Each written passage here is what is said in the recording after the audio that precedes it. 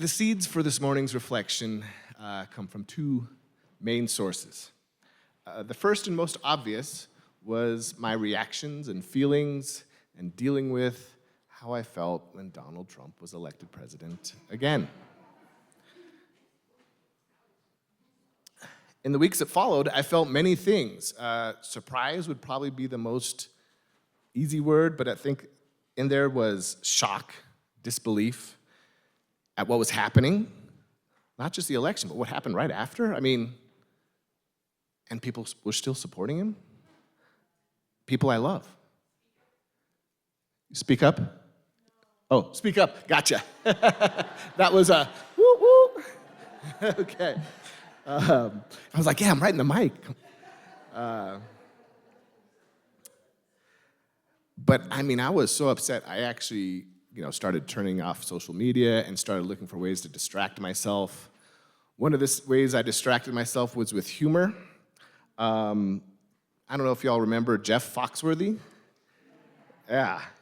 He based his whole career on knowing whether or not you might be a redneck. And I'm going to murder his accent, but I'm still going to try. So he'd say things like, if you've ever climbed your town's water tower to defend your sister's honor, if you've ever cut your grass and found one or more automobiles, if your dog and your wallet are both on the end of a chain, you might be a redneck.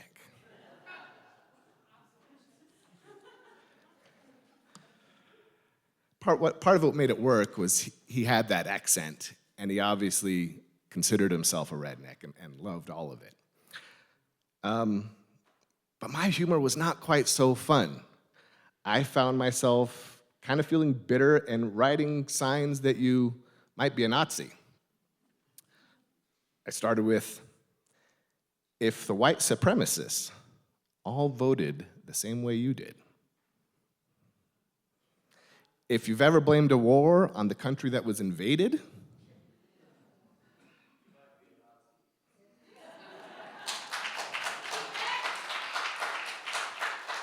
if you've ever seen a Nazi salute and thought, oh, look, the classic Roman legionnaire's greeting, maybe, just maybe, you might be a Nazi. It was a good distraction. I felt a little better. I felt a little superior. But that brings me to the second seed for this morning. 3 of the dearest people in my life voted for Trump 3 times. I can wrap my mind around the first time. You can ignore a few things as, talking big, but maybe you'll do different. But after the first term, there was no more secrets. There was no more surprises. I've struggled to wrap my head around it. A few years ago, I stood in this spot, back when I was president. They let me come up here a little more often. And I pointed and I said, do all MAGA voices matter? It was a rhetorical question meant to remind us that we've decided that it is foundational to this congregation, not to other.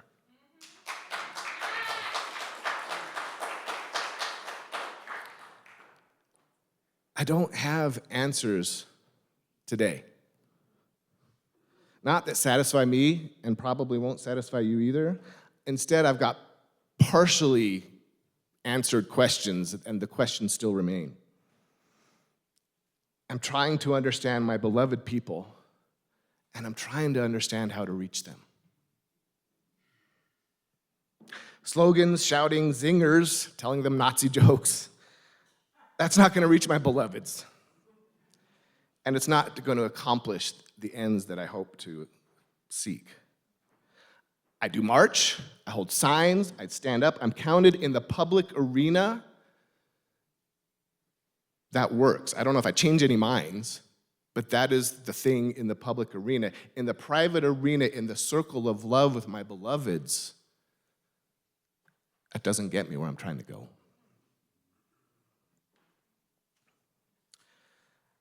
I read an article recently that took as its seed a photo of some Nazis.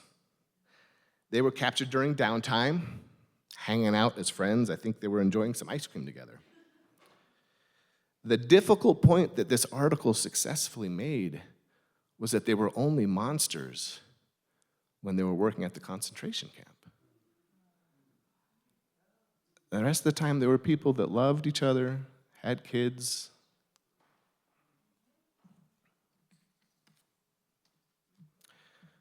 Where you use, we can point at them or others and say, they're authoritarian followers just doing their duty. But we're not like that.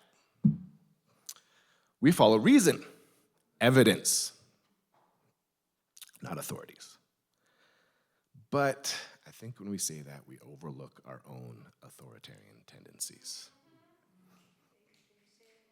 Just in case you're not moving along, I do have a. I'll say it one more time. It's easy to point at others and say they are authoritarian followers. But when we do, we overlook our own authoritarian tendencies.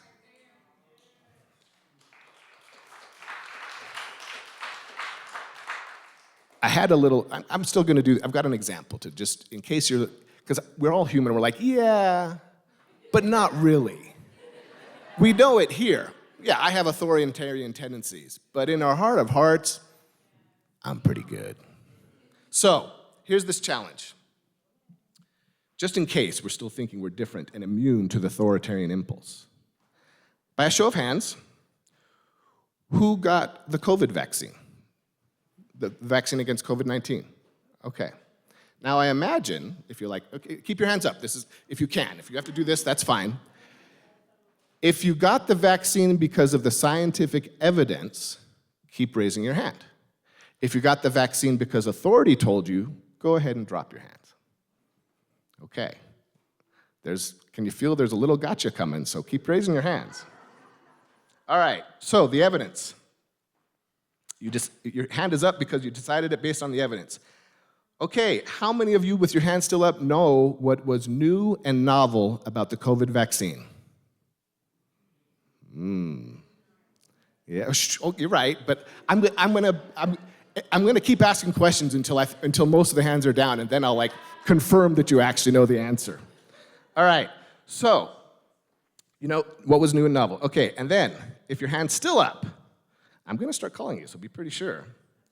How many of those know what an adjuvant is? If your hand is still up. Oh. Yeah, the hands are dropping, an adjuvant. If you know what an adjuvant is, do you know what the adjuvant was in the COVID vaccine? I see 2 hands. I know you guys, you're probably in the health field or something along those lines. I'm not gonna pop quiz you guys because I actually trust both of you. I happen to have studied immunology, so in this little small area, I understand the evidence, even though on a certain level, I'm taking kind of a faith of the authority of the people who did the studies, et cetera, et cetera, et cetera. So other than the 2 folks that kept your hand raised, I would suggest that maybe you got the COVID vaccine because someone in authority told you that it was to. Yeah. And I would also suggest that as we go forward with this, that might be something to offer as a bridge builder to someone in your life who's maybe following authoritarian impulses off a cliff that you don't want to go over. Because if you can say, hey, we all have these same impulses, that makes a difference rather than you're a Nazi and I'm not. Building trust. Okay.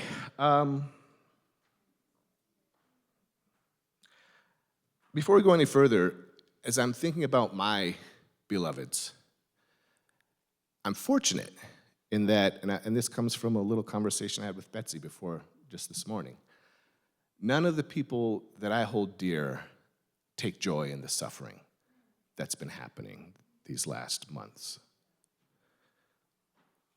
But if someone you know is, I'll just be honest, I don't know how to reach someone like that. If someone thinks alligator Alcatraz is a good idea and incarcerating infants to separate them from their mother is good, I don't know how to reach them. If someone's in a position of leadership or benefiting financially off of this movement, I don't know that you can reach them. But for me, I'm fortunate, all through the 3 people in my life, they're pretty uncomfortable with the suffering. And they work really hard to turn a blind eye.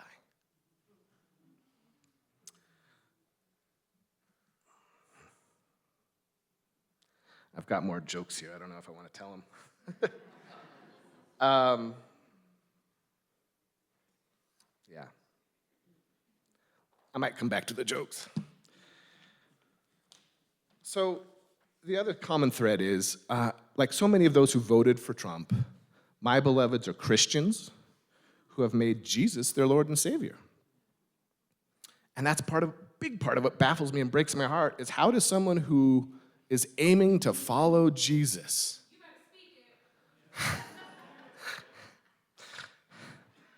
and reads his words end up turning a blind eye to cruelty?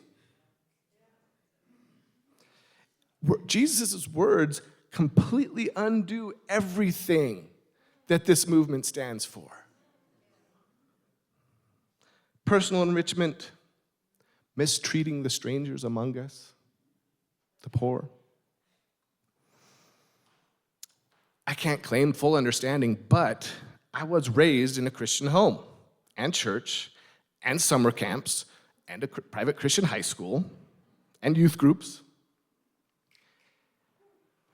And in my experience, we were taught that we were saved by what we believe. Belief was salvation. Belief was safety. We were taught over and over again that God is not in charge of this world, and because of that, the world was going to attack and try to change what I believed. So anything that challenges belief is an attack on salvation. Anything that challenges belief is an attack on safety. I think I've got a little less of kind of a built-in instinct for safety than most, which is why I didn't necessarily stay there. But I think for anyone who has an average to above average level of desire for safety, especially safety in the group, you're probably going to stay with what you were taught as a child. You know, that's why the vast majority of humanity, is the faith of their childhood is the faith of their adulthood. They might go away, they might rebel, you know, but we tend to come back to it, especially when we start having kids of our own. So I try to keep that in mind when speaking to my beloveds, that if I come at them here, what they receive is an attack on that safety. Even if it's not a religious salvation thing, there's still the safety of the group. So there's that pattern. Truth comes from authority. Interestingly enough, not the words of Jesus anymore, but actually really whoever's up in front of the church or the group or the political party. And one of my beloveds has a PhD from Oxford in a science. And in every other context, I can have a conversation and we can debate and compare evidence, and we can separate the argument from ourselves in the relationship. But in this topic, we can't. And I have to remind myself this is safety. When I point to what I consider truth, they don't hear, oh, let's look at truth. They hear, I'm going to take away your safety. And I try to remember that.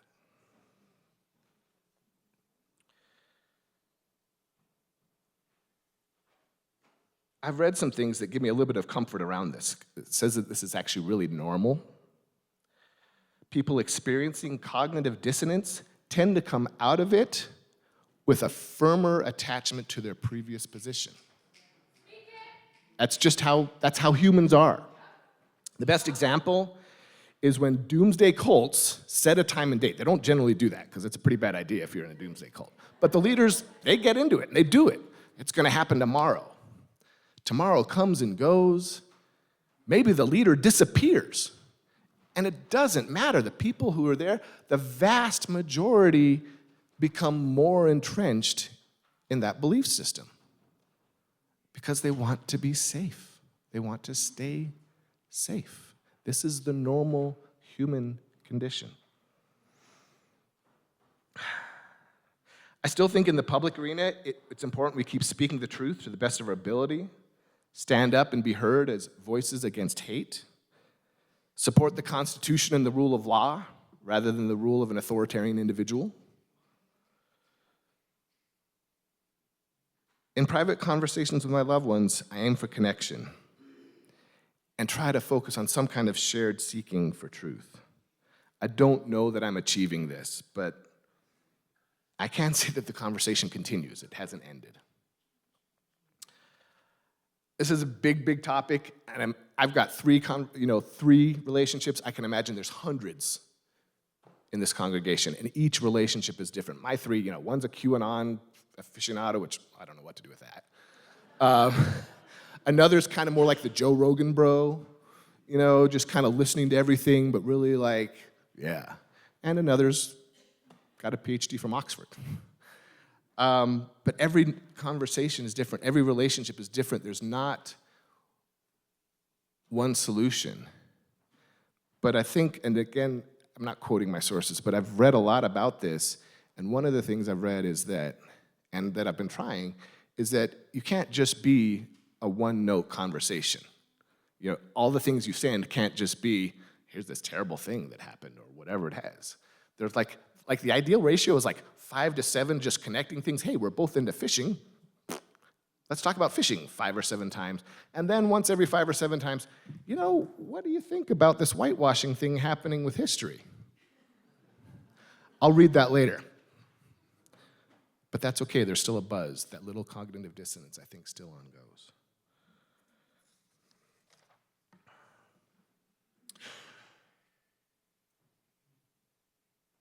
Maybe a joke. Maybe a couple. Okay.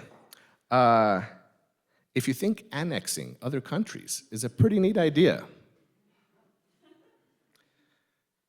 if you've ever looked back to the time when women and black people couldn't vote and thought, that's when America was great.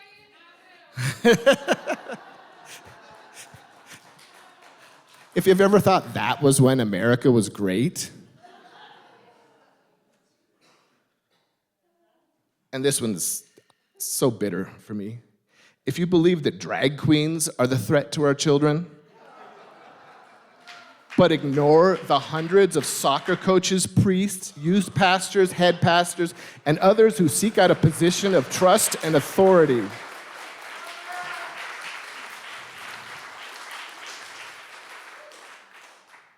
they're caught and convicted every day. You have to very carefully select your news sources or be caught up in a social media algorithm that makes sure you don't get the discomfort and you only get the comfort.